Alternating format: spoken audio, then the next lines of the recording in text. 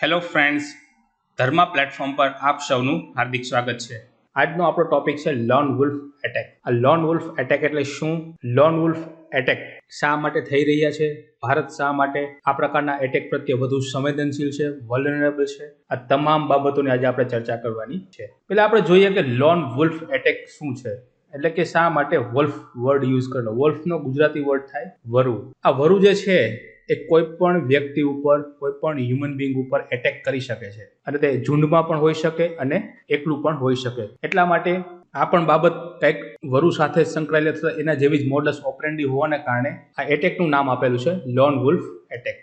હવે આ loan wolf attack એક પ્રકારની આતંકવાદી પ્રવૃત્તિ છે. અહીં તમે એક આકૃતિ પણ દર્શાવેલી છે કે રન ઓવર ધેમ વિધાઉટ મર્સી, એટલે કોઈ પણ પ્રકારની દયા વગર લોકોને મારવા. આવો અર્થ કે ભાઈ એક કાર છે, ઘણા બધા લોકોને કચડી રહી છે, તો આ એક પ્રકારનો લોન વુલ્ફ એટેક છે.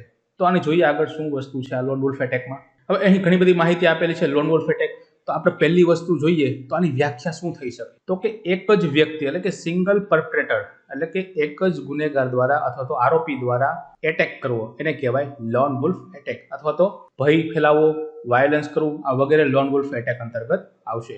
હવે તમે જોશો તો લોન વુલ્ફ એટેકમાં એક જ વ્યક્તિ હોય છે, એટલે કે કોઈ પણ પ્રકારનો સપોર્ટ હોતો નથી, કોઈ પણ ઓર્ગેનાઇઝેશનનો પણ સપોર્ટ હોતો નથી. તમે જોઈ શકો છો કે અત્યારે વિશ્વમાં ઘણા બધા આતંકવાદી જૂથો પણ છે, જેમ કે અલકાયદા હોય, આઈસિસ હોય, આ વગેરે કે એનું પોતાનું એક ઓર્ગેનાઇઝેશન હોય અને એનો એક હેડ હોય. એ હેડના ડાયરેક્શનના આધારે નીચેના જે લોકો હોય, એમના સભ્યો હોય, એ આતંકવાદી પ્રવૃત્તિઓ કરતા હોય છે. પરંતુ લોન વુલ્ફ એટેક એનાથી અલગ પડે છે. અહીં એક જ વ્યક્તિ અથવા તો એકથી બે વ્યક્તિઓ આ પ્રકારના એટેકને પ્લાનિંગ કરે છે. તો તમે જોઈ શકો છો કે એક વ્યક્તિ કરશે એટલે એનામાં કોઈ પ્લાનિંગની જરૂર પડશે નહીં, કોઈ પ્રિપેરેશનની જરૂર પડશે નહીં, કે એક્ઝિક્યુશન ક્યારે કરવું એની કોઈ પણ પ્રકારની એને ચિંતા કરવાની છે નહીં. એને ઈચ્છા થાય ગમે ત્યારે ગમે જાહેર પ્લેસ ઉપર એટેક કરી શકે. તો જે આ પ્રકારના એટેક છે તે અત્યારે વિશ્વમાં વધી રહ્યા છે. તો એટલા માટે આ ટોપિક્સ ખૂબ મહત્વનો છે. આપણું જીએસ પેપર 2 છે, જીએસ પેપર 3 છે, એમાં જે સોશિયલ ઇસ્યુ આવે છે તો એમાં આતંકવાદનો મુદ્દો પણ આવે છે. તો આતંકવાદના મુદ્દામાં લોન વુલ્ફ એટેકનું આપણને પૂછી શકે. બીજું લોન વુલ્ફ એટેકના ઘણા બધા એક્ઝામ્પલ પણ આપેલા છે, જેમ કે ઇનડિસ્ક્રિમિનેટ શૂટિંગ, એટલે જાહેર સ્થળ ઉપર ફાયરિંગ શરૂ કરી દેવું કોઈ પણ વ્યક્તિ દ્વારા. ખાસ કરીને મોટાભાગના સાયકો જે હોય છે, મેન્ટલ ઇલનેસથી પીડાતા હોય છે, આવા લોકો વેસ્ટર્ન કન્ટ્રીમાં આ પ્રકારની કન્ડિશન ઘણી વખત જોવા મળે છે. તમને ખબર હોય તો સ્કૂલમાં અચાનક કોઈ વ્યક્તિ દ્વારા ફાયરિંગ કરવામાં આવે, હોસ્પિટલોમાં ફાયરિંગ કરવામાં આવે. આ બધી વસ્તુ શું છે તો કે લોન વુલ્ફ એટેકનો જ એક ભાગ છે.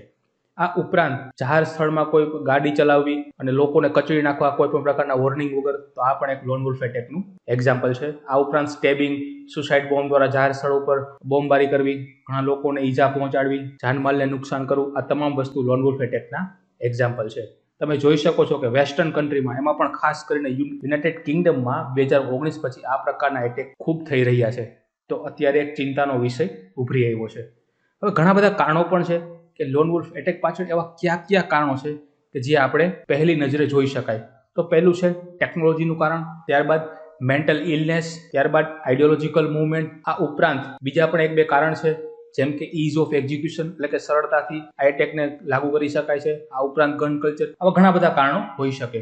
તો પેલા ટેકનોલોજીના કારણની વાત કરીએ તો અત્યારે આપણને ખબર છે આઈટીનો જમાનો છે, ફોર્થ ઇન્ડસ્ટ્રીયલ રિવોલ્યુશન આવી ગયું છે, અને સોશિયલ મીડિયામાં અનેક પ્રોફાઇલો લોકો બનાવી રહ્યા છે. આ ઉપરાંત ઓનલાઈન પ્લેટફોર્મ્સ, હેડ સ્પીચ, આ દરેક વસ્તુને કારણે લોકોમાં ઘણી વખત અંદરો અંદર અસંતોષ પણ વધ્યો છે. આ ઉપરાંત સોશિયલ મીડિયામાં કોઈ પણ લોકોને બદનામ કરવામાં આવે, એની છબીને ખરડવામાં આવે, આ તમામ બાબતોને કારણે આવા લોકો વધુમાં વધુ અસંતોષકારક બને છે અને આ પ્રકારના એટેક કરવા માટે પ્રેરાય છે. તમે જોઈ શકો છો કે અત્યારે ઇન્ટરનેટમાં તમામ વસ્તુઓ મળે છે. તમારે હથિયાર બનાવવું હોય તો એની પણ માહિતી મળે છે. તો આ લોન વુલ્ફ એટેક કરનારા જે વ્યક્તિઓ હોય એ સરળતાથી માહિતી મેળવીને આ પ્રકારના હથિયારો બનાવશે અને એટેકને અંજામ આપે છે. આ ઉપરાંત મેન્ટલ ઇલનેસ પણ એક કારણ છે. તો મોટા ભાગના જે લોન વુલ્ફ એટેક થાય છે એમાં 40% લોકો એવા હોય કે મેન્ટલી અનસ્ટેબલ હોય, એટલે કે માનસિક રોગના શિકાર હોય.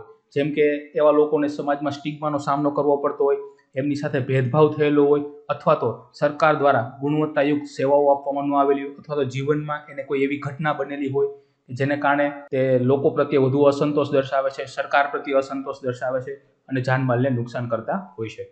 આ ઉપરાંત ઘણી વખત આઈડિયોલોજીકલ મૂવમેન્ટ પણ મહત્વનો રોલ ભજવતી હોય છે, ખાસ કરીને રિલિજિયસ માઇનોરિટી અને રેફ્યુજી. અત્યારે તમે જોઈ શકો છો કે વિશ્વમાં ખાસ કરીને જે મિડલ ઈસ્ટ વાળો વિસ્તાર છે ત્યાંથી મોટાભાગના સિરિયા ઈરાકમાંથી લોકો માઇગ્રેટ થઈને યુરોપમાં અમેરિકામાં જઈ રહ્યા છે.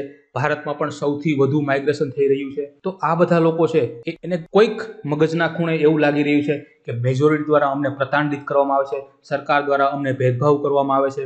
ઘણા બધા ઓર્ગેનાઇઝેશન પણ છે જે રિલિજિયસ માઇનોરિટીને લોન વુલ્ફ એટેક કરવા માટે પ્રેરે છે, લોકોને કેવી રીતે સોફ્ટ ટાર્ગેટ બનાવવા, આ વગેરે બાબતોથી આ રિલિજિયસ માઇનોરિટી અને રેફ્યુજીમાં પણ આવી એક આઇડિયોલોજીકલ મુવમેન્ટ ચાલી રહી છે. પરિણામે લોન વુલ્ફ એટેક થવાની સંભાવનાઓ વધી જાય છે. ત્યારબાદ ચોથું કારણ જોઈએ ઇઝ ઓફ એક્ઝિક્યુશન, એટલે કે લોન વુલ્ફ એટેક કરવો ખૂબ જ સરળ છે, કોઈ પણ પ્રકારના પ્લાનિંગની જરૂર નથી, એટલે સરળતાથી આ પ્રકારના એટેકો થઈ રહ્યા છે.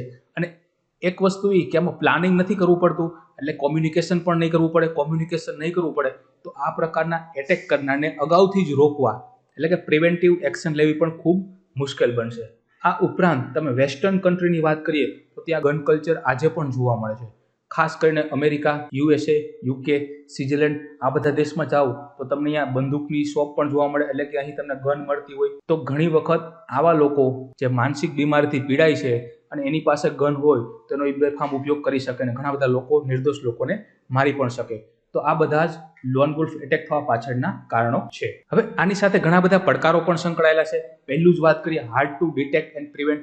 આપણને ખ્યાલ છે કે લોન વુલ્ફ એટેક કરનાર વ્યક્તિ સિંગલ હોય છે, એમને ઈચ્છા થાય ત્યારે એટેક કરે છે, જાહેર સ્થળો ઉપર એટેક કરે છે, એટલે એ કોમ્યુનિકેશન કરતો નથી. કોમ્યુનિકેશન નથી કરતો તો સોશિયલ મીડિયામાં કે અન્ય કોઈ સાયબર ક્ષેત્રે એનું પ્રેઝન્ટ હશે નહીં. એટલા માટે જે આપણે ઇન્ટેલિજન્સ એજન્સી હોય એ એમને ડિટેક્ટ પણ કરી શકતી નથી. એટલા માટે આ સૌથી મોટો એક પડકાર છે. બીજું કે આપણી જે એજન્સી છે, એન્ફોર્સમેન્ટ એજન્સી, જેમ કે ભારતની કઈ કઈ છે તો કે રો છે, IB છે, એન્ફોર્સમેન્ટ ડિરેક્ટર છે, રેવન્યુ ઇન્ટેલિજન્સ બ્યુરો છે. તો તમામ જે આ બધી કેવી કહેવાશે? લો એન્ફોર્સમેન્ટ એજન્સી. પરંતુ આપણી કે કોઈ પણ દેશની આ એજન્સીઓ લોન વુલ્ફ એટેકને ડિટેક્ટ કરવામાં નિષ્ફળ રહી છે. કારણ કે આ જે એજન્સીઓ છે એની પાસે પૂરતા સંસાધનો નથી, એવી કોઈ ટેકનોલોજી નથી કે જે સરળતાથી આ પ્રકારના એટેકને રોકી શકે. અત્યારે જે એજન્સીઓ છે તે હજુ બિગ ડેટા એનાલિટિક્સનો ઉપયોગ રેગ્યુલર બેઝ ઉપર કરતી નથી. પરિણામે આ એજન્સીઓ ડિટેક્ટ કરવામાં નિષ્ફળ જાય છે. એટલે કે આપણું એક પડકાર આ પણ છે કે વીક લો એન્ફોર્સમેન્ટ એજન્સી. બીજું હાર્ડ ટુ ડિસ્ટિંગાઇઝ ફ્રોમ ઇન્ટરનેટ બેન્ટર અને ડાર્ક નેટ. તો આ મુદ્દો શું છે તો કે દરેક ઇન્ટરનેટમાં એક ડાર્ક નેટ પણ હોય છે, એટલે કે ડાર્ક નેટ ઇન્ટરનેટનો જ ભાગ હોય છે.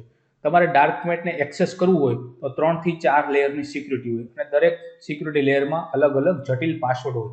એટલે કે સામાન્ય લોકો આ ડાર્ક નેટને એક્સેસ કરી શકે નહીં, કારણ કે એના પાસવર્ડ આપણી પાસે હોય નહીં. પરંતુ જે ટેરરિસ્ટ ઓર્ગેનાઇઝેશન છે કે જે ટેરર ફેલાવવા માટે વિવિધ મોડસ ઓપરેન્ડી અપનાવતા હોય એવા લોકોને એ આઈડેન્ટિફાઈ કરે છે અને એને ડાર્ક નેટમાં એક્સેસ આપે છે. એટલે આ ડાર્ક નેટમાં એક્સેસ મળશે એટલે જે કોમ્યુનિકેશન થશે એ બધું ડાર્ક નેટમાં થશે. એટલે આપણી જે લો એન્ફોર્સમેન્ટ એજન્સી છે તે આ પ્રકારની મૂવમેન્ટને ડિટેક્ટ કરી શકતી નથી. તો આ ડાર્ક નેટ પણ એક સૌથી મોટો પડકાર છે. ઇન્ટરનેટથી આને કઈ રીતના અલગ કરવું, ડિસ્ટિંગાઇઝ કરવું એ પણ એક મોટો પડકાર છે. હવે ભારત માટે શા માટે પડકાર છે? ભારત શા માટે વલ્નરેબલ છે? ભારત શા માટે લોન વુલ્ફ એટેક પ્રત્યે સંવેદનશીલ છે? એની પણ આપણને ખ્યાલ હોવો જોઈએ. તો પહેલી જ વાત કરીએ કે મિડલ ઈસ્ટમાં આપણને ખ્યાલ છે આઈસિસનું ખૂબ પ્રભુત્વ હતું. આઈસિસ એક પ્રકારનું આતંકવાદી ગ્રુપ છે, ઇસ્લામિક સ્ટેટ ઓફ ઈરાન અને સિરિયા. તો હવે આનું ભંગાણ થઈ રહ્યું છે.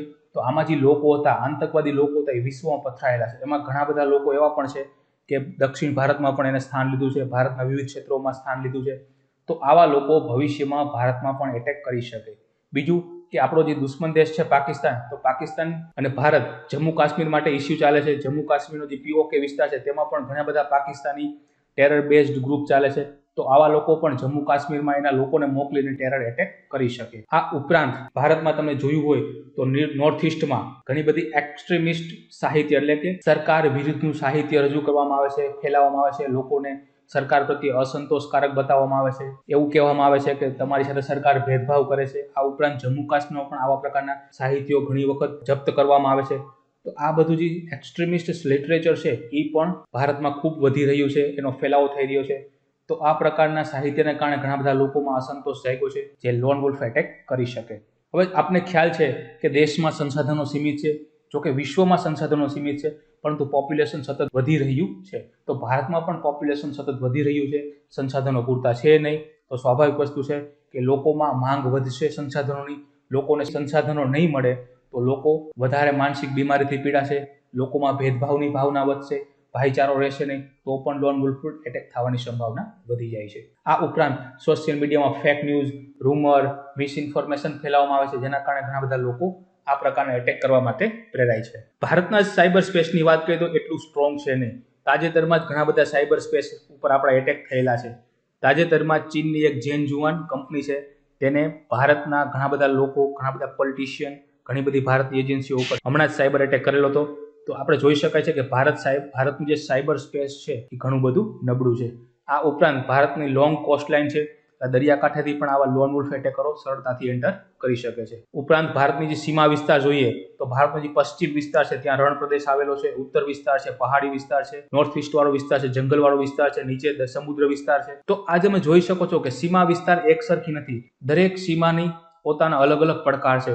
આવી સીમાનું રક્ષણ કરવું એક સૌથી મોટો પડકાર છે. આવી સીમાનો ગેરઉપયોગ કરી અને આવા લોન વુલ્ફ એટેકરો ભારતમાં પ્રવેશી શકે છે અને ભારતમાં આ પ્રકારના હુમલાઓને અંજામ આપી શકે છે. આ ઉપરાંત મલ્ટીકલ્ચરલ સોસાયટી, આમ તો મલ્ટીકલ્ચરલ સોસાયટી ભારતની શક્તિ છે, પરંતુ જ્યારે સમાજમાં એક કરતાં વધારે સંસ્કૃતિઓ વસતી હોય, એક કરતાં વધારે કાસ્ટ હોય, એટલે મતભેદ પણ હોવાના, જે સરકાર પ્રત્યે પણ હોઈ શકે, કોમ્યુનિટી વચ્ચે પણ હોઈ શકે, કાસ્ટ વચ્ચે પણ હોઈ શકે. તો આવી મલ્ટીકલ્ચરલ સોસાયટી પણ ઘણી વખત લોન વુલ્ફ એટેક કરવા માટે લોકોને પ્રેરે છે. તો હવે આપણે શું કરી શકાય કે જેથી કરીને લોન વુલ્ફ એટેકની સંભાવનાઓ ઘટાડી શકાય? તો પહેલી જ વસ્તુ છે કે જે આપણો સમુદાય છે, કોમ્યુનિટી છે, એના પ્રશ્નોનું નિરાકરણ લાવવું પડશે.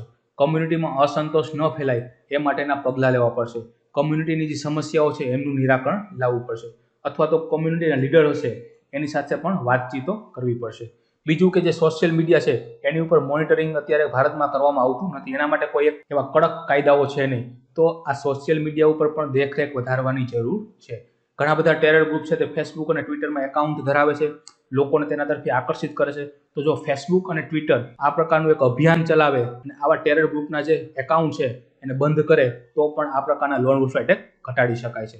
આ ઉપરાંત જે આપણી ઇન્ટેલિજન્સ એજન્સી છે એને પણ પોતાનું ઇન્ટેલિજન્સ ગેધરિંગ કરવામાં વધારે ફોકસ કરવું પડશે. નવી ટેકનોલોજીનો ઉપયોગ કરવો પડશે. જે પણ સસ્પેક્ટ એટલે કે શંકા જણાય કોઈ વ્યક્તિ ઉપર તો એને સીધો જ એરેસ્ટ કરવો જોઈએ અને ટેરરિસ્ટ કમાન્ડને પણ ડિસ્ટ્રોય કરવા જોઈએ. તો લોન વુલ્ફ એટેક આપણે દેશમાં ઘટાડી શકાશે. તમને ખ્યાલ હોય તો મિલિટરી દ્વારા ઓપરેશન ઓલ આઉટ ચલાવવામાં આવ્યું હતું જમ્મુ કાશ્મીરમાં. એનો પણ હેતુ એ જ હતો કે જે ટેરરિસ્ટ કમાન્ડરો છે અથવા જે મિલિટન્ટ ગ્રુપ છે ત્યાં દરેક સાથીઓને સાફ કરી દેવા, એમને મોતને ઘાટ ઉતારી દેવા. તો આનું નામ હતું ઓપરેશન ઓલ આઉટ. તો ઓપરેશન ઓલ આઉટ પ્રકારના ઓપરેશન પણ આપણે અપનાવવા જોઈએ. આ ઉપરાંત ઇન્ડિયન કલ્ચરલ પ્લુરાલિઝમ અને ડેમોક્રેટિક વેલ્યુનો ઉપયોગ કરીને પણ આપણે એક્સ્ટ્રીમિસ્ટ આઈડિયોલોજીને દબાવી શકીએ, દેશમાં સંભાવનું વાતાવરણ કેળવી શકીએ, દેશમાં ભાઈચારો કેળવી શકીએ. બિગ ડેટા એનાલિટિક્સનો ઉપયોગ આપણે વધારવો પડશે. આપણી જે એન્ફોર્સમેન્ટ એજન્સી છે એમાં પણ બિગ ડેટા એનાલિટિક્સનો ઉપયોગ વધારવો પડશે. તો આ પ્રકારના ટેકનોલોજીથી પણ આપણે આવા સસ્પેક્ટને આઈડેન્ટિફાઈ કરી શકીએ છીએ અને લોન વુલ્ફ એટેકને ભવિષ્યમાં અટકાવી શકાય. તો આના ઉપરથી ક્વેશ્ચન કયો બને? તેવો બની શકે કે લોન વુલ્ફ એટેક શું પરંપરાગત આતંકવાદી પ્રવૃત્તિથી કઈ રીતે અલગ પડે છે અને ભારત લોન વુલ્ફ એટેક પ્રત્યે શા માટે વધુ સંવેદનશીલ છે? તો તમે આવા પ્રશ્નો પણ મેન્સમાં પૂછાઈ શકે, કારણ કે આ એક સોશિયલ ઇસ્યુ છે અને આતંકવાદનો મુદ્દો અત્યારે વૈશ્વિક બની ગયો છે. તો આ એરિયામાંથી ક્વેશ્ચન આવી શકે.